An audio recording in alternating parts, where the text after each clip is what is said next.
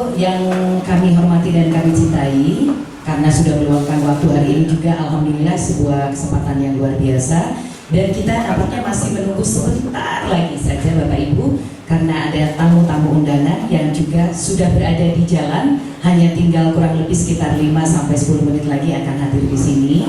Mohon berkenan dulu untuk kita sama-sama menunggu, sambil saya juga pengen halo-halo lagi nih, pengen menyapa untuk teman-teman dari Litmas Kelurahan sekecamatan Lengkong. Suaranya boleh ya keluar nanti ya, kalau saya panggil Bapak Ibu Litmas Kelurahan sekecamatan Lengkong, mana suaranya? Ketika dipanggil sendiri harus tetap keluar suaranya ya. Kemudian akan teteh Bapak Ibu anggota Karang Taruna Kelurahan sekecamatan Lengkong, mana suaranya? Udah sarapan Pak?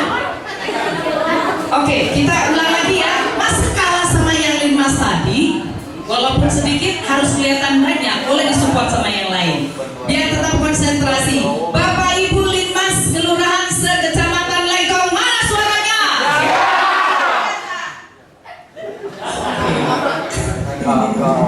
Kemudian juga akan teteh Bapak Ibu anggota Karang Taruna Kelurahan sekecamatan Lengkong, mana suaranya? Tangannya tuh Pak, mana suaranya? Oke. Kemudian juga untuk Bapak Ibu aparatur sipil negara ASN sekecamatan Lengkong, mana suaranya? Alhamdulillah, semangat pisan. Sama semangatnya ketika Bapak Ibu, kita sih nggak berharap ya ada kejadian bencana, namun demikian tentu saja harus tetap mempersiapkan diri. Kita boleh pemanasan sebentar ya Bapak Ibu ya. Sudah panas belum? Sudah hadadang? Asik. Kita coba ya. Sambil aja pakai musiknya ya. Silakan Kak Opi. Kita coba sama-sama ya. Tangannya di atas ya Bapak Ibu ya. Lindungi kepala kalau ada gempa, jauhilah kaca, jangan lupa doa, bersiaplah antri, berbaris keluar kumpul di lapangan. Coba lagi ya. Kalau ada gempa, lindungi kepala. Kalau ada gempa, jauhilah kaca, jangan lupa doa, bersiaplah antri, berbaris keluar kumpul di lapangan. Oke. Kemudian juga pakai apa itu akan dijelaskan. Pakai ember boleh juga ya Bu ya. Kemudian jangan dekat-dekat dengan kaca. Terus kita tetap sambil kita antri. Kalau berada di satu tempat yang cukup ramai berarti harus antri.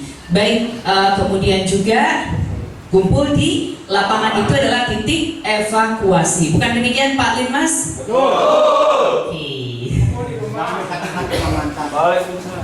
Baik, kita ucapkan selamat datang kepada Bapak Camat Lengkong, Bapak Tubagus Agus Mulyadi, kemudian juga Bapak dan Ramil Lengkong, Bapak Mayor Supriyanto, kemudian juga Polsek Lengkong, Bapak Kompol Kusna Jeprija SH. Bapak Ibu hadirin sekalian, kita mohon untuk berdiri sejenak. Yang ingin saya dapatkan dari ke depan, pernah sebetulnya saya berbincang dengan teman yang juga aktivis di Tagana gitu ya. Arahnya ke sana saya inginnya. Mengedukasi itu tidak lagi di lembaga tapi langsung di masyarakat. Ke masyarakat yang memang memerlukan ya ada di kelurahan pasti ada peta rawan bencana. Pasti ada peta rawan bencana, minimal tempat itu dulu lah ya. Yang sering bencana itulah yang diawali untuk mendapatkan edukasi. Gitu. Selanjutnya juga terakhir dari saya, kalian sudah siap juga, saya ingin kegiatan ini tidak hanya kumpul, duduk, mendengarkan, karena pasti dalam yang hari ini juga tidak akan semuanya menangkap dengan utuh. Ngomong bari ngantuk, ya, yang sambil ngantuk, yang hasilnya yang udut, dan gitu. Itu pasti nggak akan kuat fokus dengan kegiatan-kegiatan seperti begini. saya juga sudah mulai untuk pelatihan itu kan nonton video saja gitu.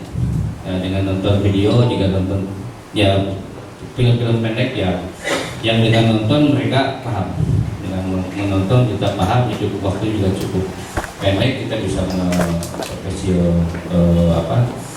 waktu untuk kegiatan, tapi juga pesannya dapat. Dan saya titip ke kasih terakhir di kecamatan dan kasih pem di kelurahan, selesainya kegiatan ini saya mohon minimal di kantor masing-masing kelurahan tertempel jalur evakuasi dan titik kumpul di terpasang ya di kantor kelurahan, catat si pohon siap. Nah, ngomongnya siap gitu.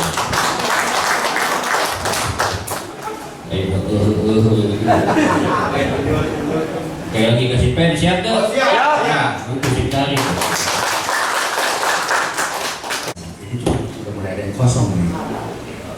Ada yang kemana? Ada lagi makan di belakang.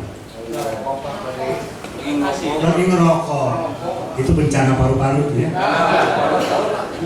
Oke. Selamat siang ya. Terima kasih sudah hadir di sini. Saya menyambut tadi apa yang dikatakan oleh Pak Camat bahwa nanti di akhir ini kita akan bikin mungkin seperti deklarasi gitu ya. Jadi coba kita buatkan sebuah tanggung jawab buat kita ya, khususnya yang di kecamatan, di kelurahan itu nanti bisa turunkan kepada RW yang akan memberikan sedikit permainan buat Bapak Ibu. Ya, bismillahirrahmanirrahim. Assalamualaikum warahmatullahi wabarakatuh. Ya, sampurasun. Masih semangat bapak-bapak? Oh, berarti ibu-ibu mah ada acanya. Ya, ibu-ibu semangat, ibu-ibu? Insya Allah, kenapa? Nah, saya sedikit ada games ini bagaimana terhadap apa yang sudah dipaparkan sedikit gitu. Saya minta 3 orang jadi korban yang mau ke depan, monggo. Nah, 1 korban mungkin dari ibu-ibu atau kira-kira so bukan Lulisna siapa yuk bukan Lulisna so atau Lulisna bukan Lulisna Lulis dulu Lulis apa itu ayo nah iya mah juga kan cocoknya Pak Tatang Lulis ayo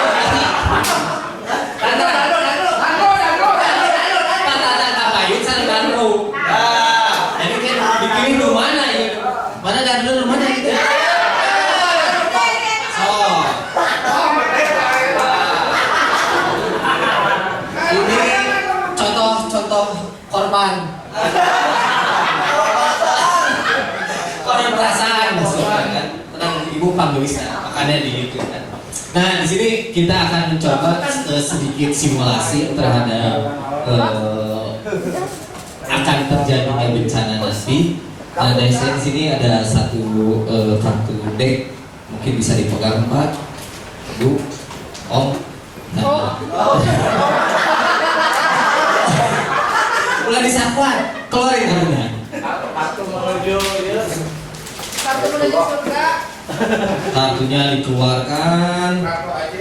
Ada sanes balap emang kenapa? Sanes kage gaplek ke wangi-wangi ya Pak. Ya. Nah di situ dari kartu deck ini bisa diperumpamakan adalah kartu deck ini adalah rumahnya bapak-bapak dan ibu-ibu di sini. Nah apa yang akan terjadi gitu dan apa yang akan dibawa oleh bapak-bapak ibu di depan ini ketika terjadi yang namanya bencana. Nah saya akan kasih waktu 1 menit untuk ibu dan bapak untuk memilih mana saja yang akan dibawa kartunya. Saya mungkin hitung mulai dari sekarang. So, enggak Pak, semangatan Bu, Pak.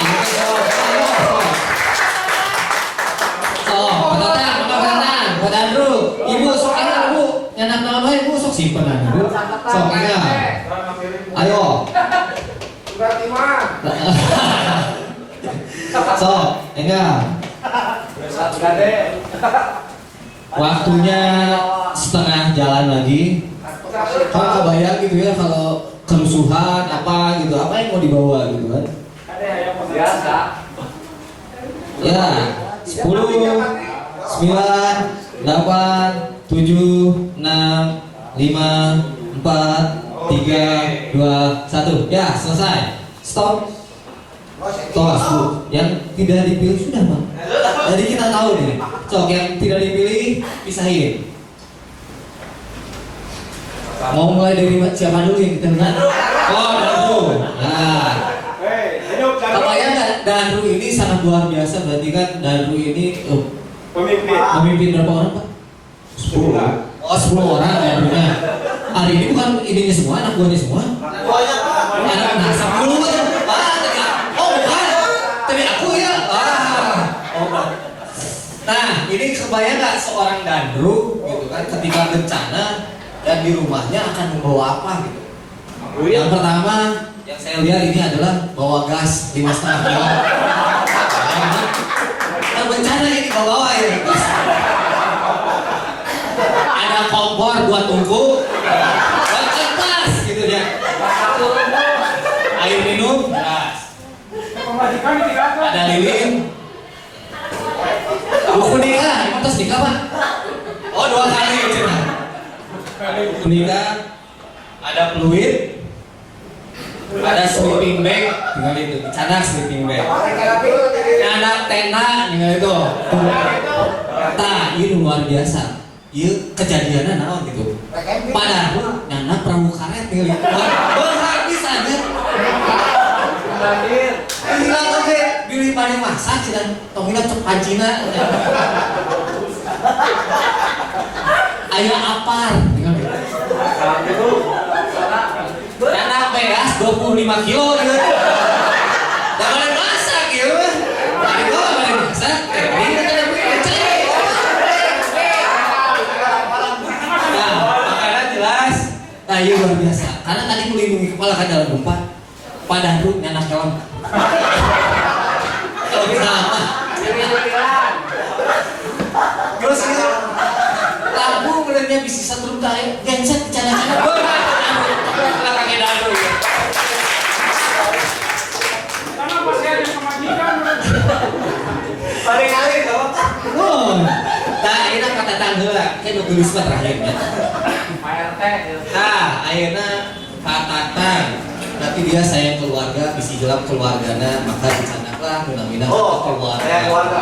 Karena semua dia diperlukan gitu kan, paspor dan ada umroh gitu, ada haji, kurang pakai baik ya. Buku nikah jelas, terus nikah Pak? Oh, ada 2 kali. Air minum, gelas, sertifikat ada benar tuh, dicatat sertifikat. P3K dicatat. Nah, sami wae itu doang tuh beungan. Aya teh di perahu karet. Ari pamungkas mah resep anu karet-karetan meureunnya. Jadi teh astagfirullahaladzim gitu. Kumaha? Ya itu. Nah, yang terakhir. Nah, ibu-ibu mah mungkin lebih teliti, mungkin lebih gimana? Makanya tadi pemilihannya kan lama gitu ya. Dan di sini ibu ini bawa P3K, sertifikat, surat nikah. Nah, yang bisa diambil dari hal ini bahwa namanya bencana itu kan bingung ya. Nah, apa yang harus kita persiapkan, apa yang harus kita bawa, apalagi judulnya kita adalah siap siaga menghadapi bencana dalam 72 jam. 72 jam ini untuk siapa? Bukan untuk relawan, tetapi untuk ibu-ibu dan bapak-bapak serta keluarganya. Sekian dari saya, terima kasih. Assalamualaikum warahmatullahi wabarakatuh. Tadi ada sedikit oleh-oleh kepada.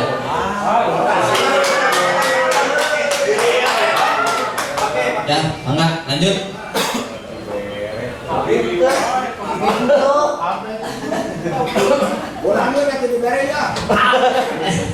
Ya, tepuk tangan lagi atuh bapak-bapak dan ibu-ibu. Tadi itu game sederhana, tapi paling tidak simulasi pada saat bencana terjadi apa sih yang harus duluan dibawa. Nanti juga Pak Reza akan menyampaikan lebih rinci yang penting dibawa. Kita beri Aplaus kembali, kita semangati lagi, kita semua di sini dan Bapak Reza Bayan dari BPD Pemuda Pancasila Provinsi Jawa Barat. Terima kasih. Udah makan siang? Udah ngerokok? Udah ngopi? Oke. Kalau gitu lagi kita tunggu slide. Saya minta semuanya berdiri coba.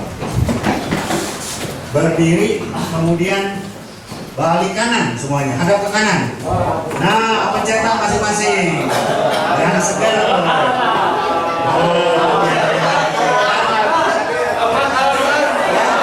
Kabayu kalau nih, ada temannya. Ayo.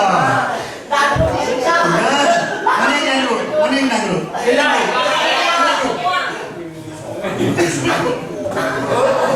Oke, jalan. Oke, balik kanan, balik kanan.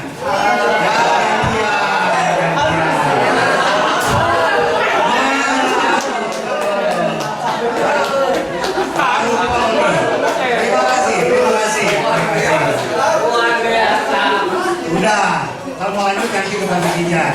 Tunanetra, ya. Oke. Ini. Oke. Lanjut. Oke, jadi yang paling penting adalah kita berpikir tentang perbekalan tadi ya. Nah, kalau kita bicara perbekalan, kita harus punya wadahnya dulu, gitu ya. Nah, di sini ada beberapa tipe. Kalau kita lihat di sini Supreme dari Louis Vuitton, mungkin kita tahu sekitar 78 juta saya cek. Bangga kalau ada uangnya, boleh, gitu ya. Amin. Atau kita mau pakai backpack sederhana, saya cek terakhir 130.000, boleh, gitu ya. Atau wadah, nah saya itu dikocok tuh kalau misalnya saya itu bawa wadah tuh, ya. Itu juga boleh. 40-60.000 di Carrefour udah ada, gitu ya. Atau bahkan hanya dengan karung bekas boleh juga. Jadi nggak ada masalah mau pakai apa aja. Cuman kalau yang karung bekas ini karena dia tidak tahan air, mungkin pada saat kita siapkan di dalamnya itu ada pakai yang anti airnya. Apakah harus dilaminasi kalau kertas? Enggak juga. Kalau nggak punya dananya nggak apa-apa. Mungkin pakai kereset. Lalu pakai yang jeprakan itu nggak perlu. Pakai lilin aja bisa. Jadi tinggal kembali kepada kearifan lokal. Intinya materi ini bisa diaplikasikan oleh siapapun. Itu yang paling inti, gitu ya. Next. Oke, kita bicara mengenai apa sih isi dari tas keselamatan atau wadah keselamatan, gitu ya. Memang saya masih pakai gambar di sini tas, tapi kembali lagi kalau ada sarung dibuntal juga nggak apa-apa kok, gitu ya. Yang penting manfaatnya, gitu ya.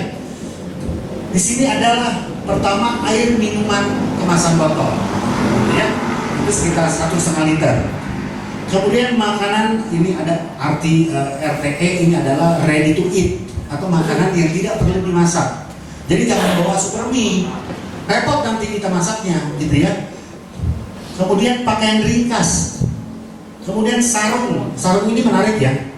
Kalau kita ke Bromo, mereka cuma pakai kaos sama baju biasa aja, lalu pakai sarung.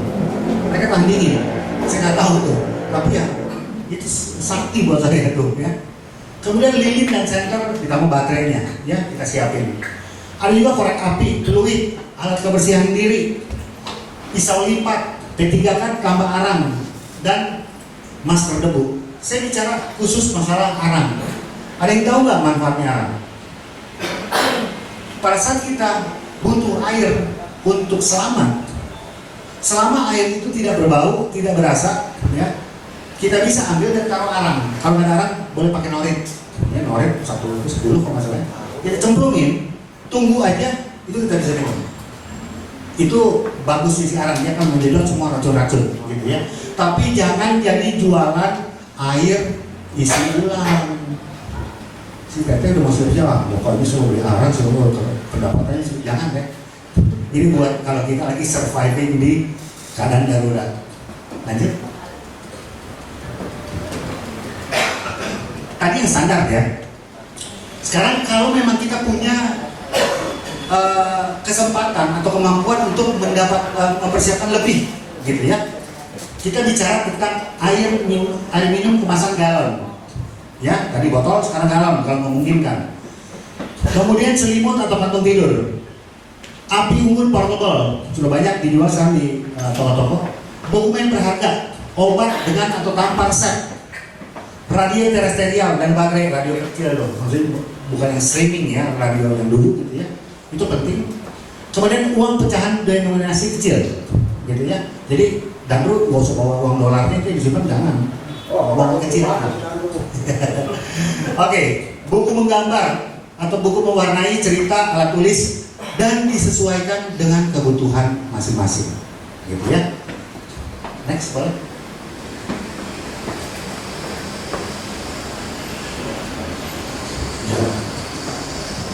Ini adalah ya. Ini simulasi di 7 sampai 8 skala Richter. Terjadi bencana gempa. What if life as you know it has completely turned on its head? What if everything familiar becomes anything but? Before a disaster turns your family's world upside down, it's up to you to be ready. Get a kit, make a plan, be informed today. Oke, jadi bagaimana kalau tiba-tiba ada bencana datang tanpa peringatan dan tidak pernah ada peringatan? Dan ironisnya kalau katanya kembali, sekarang ini bencana udah canggih, bencana udah milih. Ya namanya mereka kalau mereka si bencana ini udah milih nih, siapa yang mau saya jadi korban? Dan tahu nggak siapa yang jadi korban? Yang tidak punya kesiapan menghadapi bencana. Oke. Kemudian lokasi penyimpanan si wadah ini ada 3 ya. Pertama di rumah kita. Kalau kita punya kendaraan, kita taruh di mobil, dan kalau kita ada kantor, kita bisa taruh di kantor. Kenapa? Karena kita nggak pernah tahu bencana itu datang di mana aja. Tapi kalau memang tidak bisa, paling tidak ada di rumah. Nah, bicara di rumah, coba kita lihat di sini ada pintu keluar ke rumah ya. Ini tempat tidurnya, ruang tidur, ruang makan dan sebagainya. Kira-kira yang paling bagus dari Bu Rohyani, si wadah tadi ditaruh di mana? Di dapurnya di ini ya, supaya terganggu ya. Begitu ini akhirnya kita susah ngambilnya ya. Kita ambil yang kita taruh di yang cepat aksesnya. Jadi begitu terjadi gempa kita bisa secara cepat. Gitu kira-kira ya. Next. Oke, tips siaga selamat. Nah, seringkali tadi Pak Camat sudah mengatakan tolong disiapkan jalur evakuasi. Gitu ya, memang itu penting. Yang jadi problem adalah keluarga kita selalu atau lebih banyak biasa terpisah. Jadi bicara jalur evakuasi bukan yang di jalur evakuasi katakan di wilayah ini, bukan. Tetapi membuat perencanaan jalur evakuasi masing-masing. Jadi kalau secara teori mau orang itu sudah siap atau tidak, pada saat terjadi bencana pasti panik, termasuk saya. Masa paniknya 15 detik. Setelah 15 detik, dia akan secara naluriah berpikir di mana keluarga saya, orang yang disayangi, gitu ya. Nah tadi sudah dikatakan bahwa gempa itu tidak membunuh, yang membunuh adalah reruntuhannya. Nah, pernah kita tahu ada yang mengatakan, bukan katakan, sekarang sudah di law ya, sudah jadi hukum bahwa tidak boleh bawa mobil sambil bayar. Handphone saya, mobil saya, pulsa saya. Kenapa? Karena sering terjadi kecelakaan. Sama pada saat 15 detik saya sudah bisa recover dari kepanikan saya, secara naluriah saya cari-cari istri sama anak saya. Disitulah saya tidak fokus dan terjadi reruntuhan dan sebagainya. Ya, jadi yang paling penting di sini kita membuat preparedness atau persiapan bagaimana cara kita mengevakuasi diri kita, anak kita, keluarga kita pada saat bencana. Contohnya, gitu ya. Dan dulu sekarang ada di sini, ya. Anaknya sekolah mungkin ya. Ada anak nggak? Belum. Oh, jangan. Oke. Kita udah punya anak. Oke. Anaknya sekarang di mana? Di rumah. Sekolah nggak? Kok belum bolos? Oh, udah pulang. Oke, sudah pulang berarti di rumah ya. Suaminya kedua? Oh bukan. Suaminya ada di mana? Nggak tahu. Oke, mungkin lagi di tempat kerjaannya. Jadi ada 3 orang satu keluarga ini yang sekarang ini terpisah-pisah. Bayangkan kalau sekarang terjadi bencana. Sampai ya kita mikirin keluarga kita kan. Tetapi pada saat kita sudah punya perencanaan, nanti kalau terjadi gempa, ya kita larinya ke itu tuh di situ kan ada lapangan bola. Nanti kita kumpul di situ ya. Atau pada saat lapangan bola ini tertutup puing-puing, kita ke rumahnya si Uwa ya. Entah di mana. Nah itu akan berbeda dengan posisi akan di sini. Ya, mengerti kan? Jadi setiap keluarga punya skenario yang berbeda-beda. Dan itu nggak bisa dibikin satu protokol, nggak bisa dibikin satu SOP, gitu ya. Tetapi itu penting untuk kita lakukan. Itu kira-kira ya. Next boleh? Oke, ini next aja. Nah, persiapan siap-siapnya untuk yang tidak bisa menyelamatkan dirinya sendiri. Ya, kita hari ini sudah tahu sedikit tentang bagaimana saya siap untuk mendapatkan atau untuk survive atau selamat di 3 hari bencana. Problemnya tadi si Dede tadi masih terlalu kecil, mereka nggak bisa menyelamatkan. Atau kita punya orang tua yang secara motorik udah belum, ya udah uzur gitu ya kan. Atau katakan kita punya saudara atau lingkungan teman-teman yang kaum disabilitas. 3 orang ini atau 3 tipe orang ini wajib untuk kita bantu. Nah, gimana cara bantunya? Next.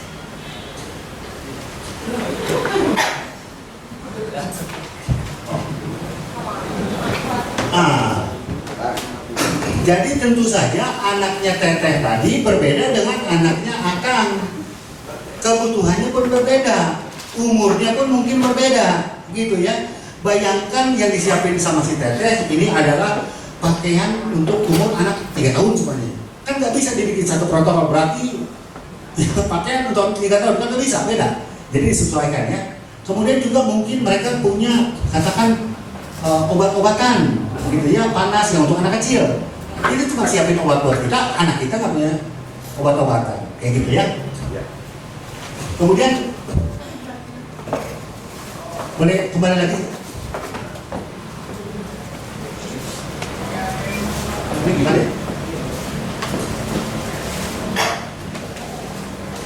Oke, jadi, nah, yang paling penting juga di sini adalah kita mengedukasi anak kita tentang kejadian bencana. Tadi kita bisa menyanyikan lagu yang lebih katakan kanak-kanakan gitu ya. Itu sebenarnya untuk kita modul kita kepada anak kita. Ini ya, kuat. Oh,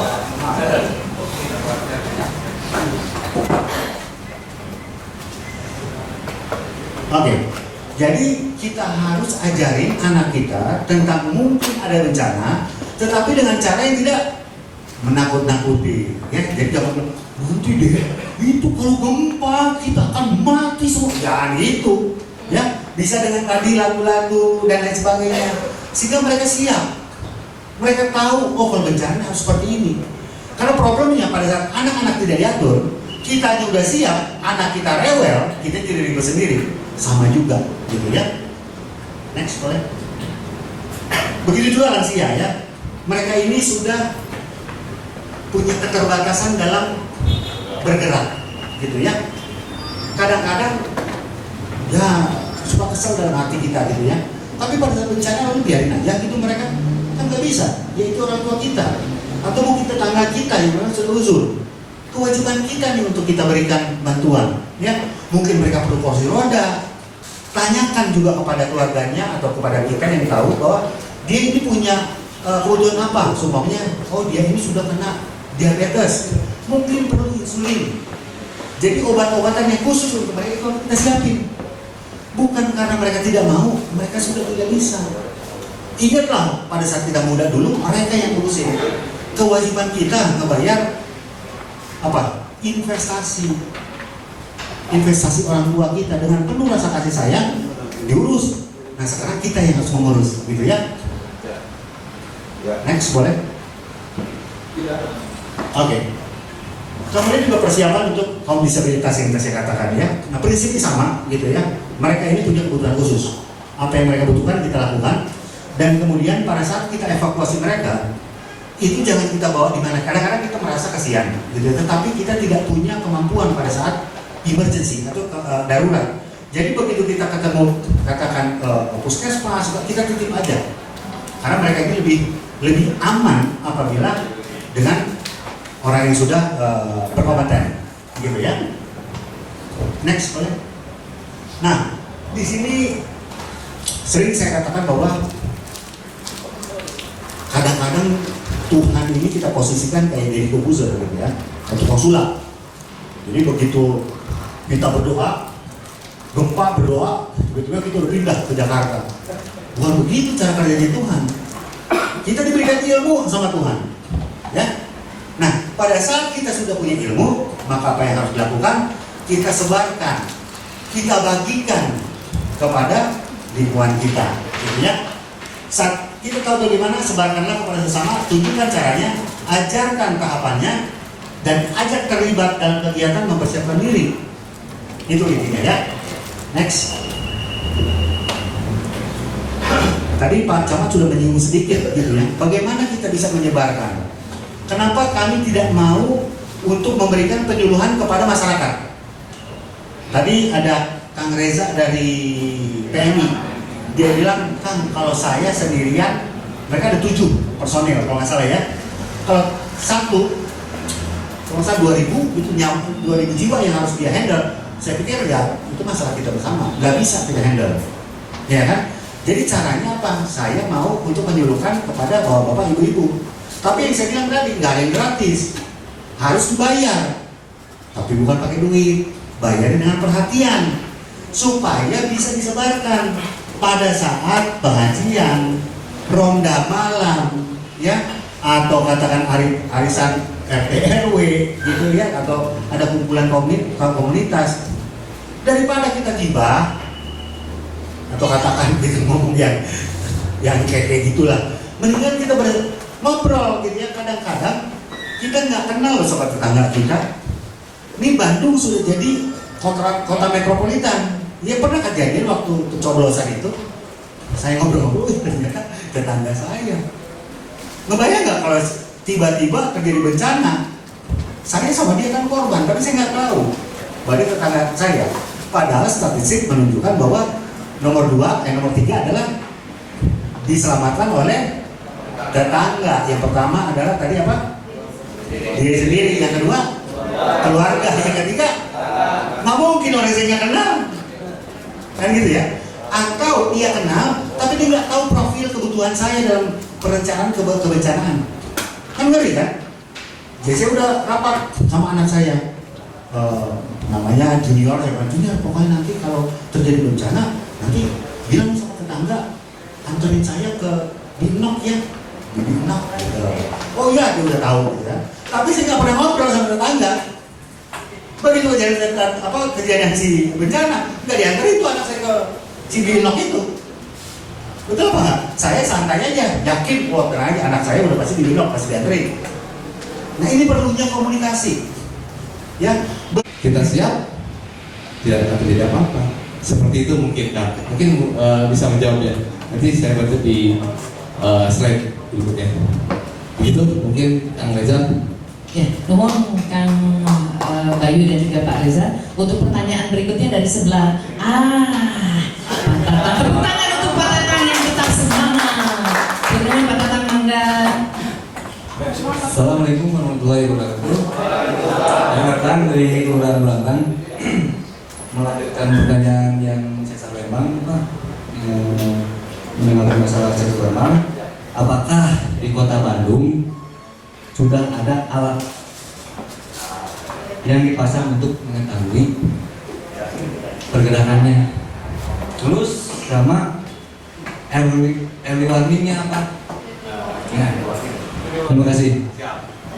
Wah, Ini pertanyaan yang sangat bagus sekali ya. Jadi ada nggak alat deteksi?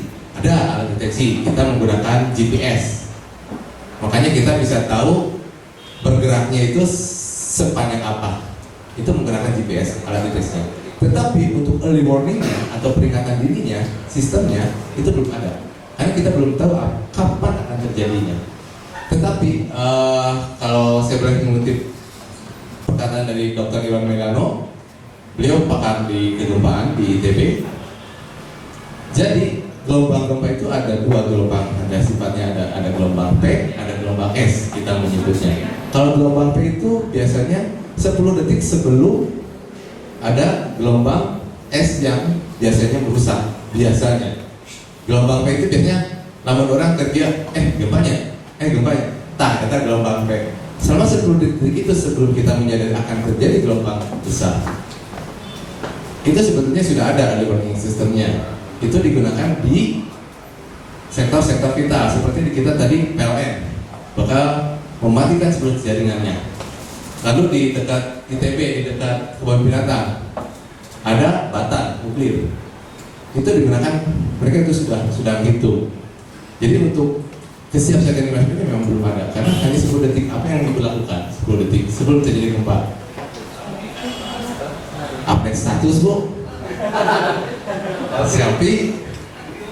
Itu memang belum ada karena kalau di gunung api sudah ada, tsunami sudah ada, longsor sudah ada. Kawan kita dari UGM sudah menciptakan sistem early warning atau sistem peringatan dini untuk longsor.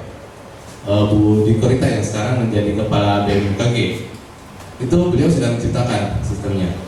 Tsunami sudah banyak, meskipun banyak yang dicuri akina. Tadi orang gitu pak, alat canggih halus gitu. Terjadi ketika gempa Palu tidak berfungsi. Begitu. Jadi sudah ada, alatnya sudah ada, cuma sistemnya belum ada.